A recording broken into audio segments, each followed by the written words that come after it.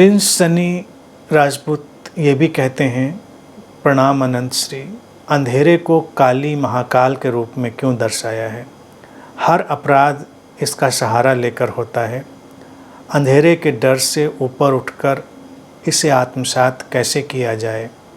अतः हर चीज़ के गर्भ में अंधेरा ही व्याप्त है। देखो, जब काली और महाकाल की मैंने बात करी थी कि हमने उनको उस अंधकार के एक प्रतीक के रूप में उपयोग किया, तो उसका अपना एक समझने का तल है। अपराध तुमने लिखा है उसका सहारा लेकर होते हैं, तो अपराध की मनोवृत्ति तो किसी भी चीज़ का सहारा लेकर हो सकती है। ये सब हमारे आंतरिक सत्यों को समझने की बात है। अब जैसे काली का संदर्भ लें तो वो दिखेगा कि वो राक्षसों का, दुष्टों का वध कर रही है। अब अगर हम इसको फेस वैल्यू पे ले लें, अब दुष्ट और राक्षस एक बड़ी ही रिलेटिव चीज़ हो गई, सापेक्ष। कौन दुष्ट है?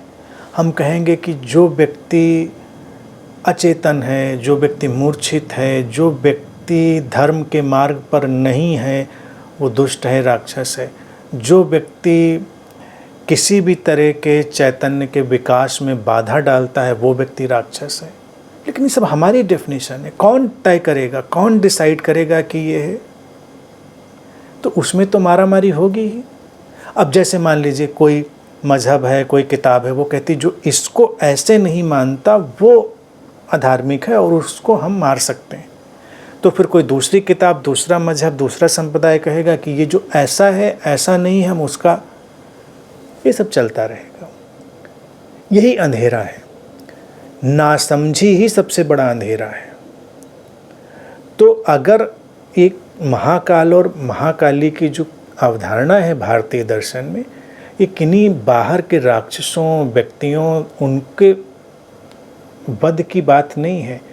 ये हमारी नासमझी के, अज्ञान के, जो हमारे भीतर राक्षस घुसे हुए हैं, उनके ही समाप्त करने की एक देशना है।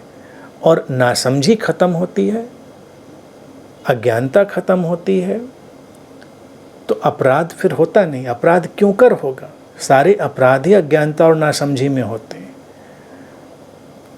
बाकी तुमने लिखा कि हर चीज़ के गर्भ में अंधेरा ही व्याप्त है, तो वो तो सच ही है।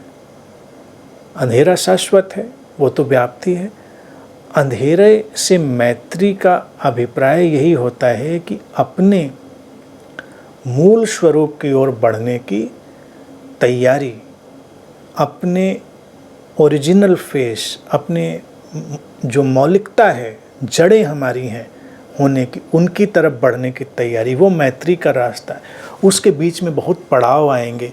ये सब जो जिनको हमने अंधेरे की तरह रचा है, हमारी अज्ञानता वगैरह वगैरह और हमारी जितनी भी चीज़ें हैं, तो उनसे भी हम गुजरेंगे, उनसे पार जाएंगे, तो वो सब पड़ाव की तरह से गुजर जाएंगे।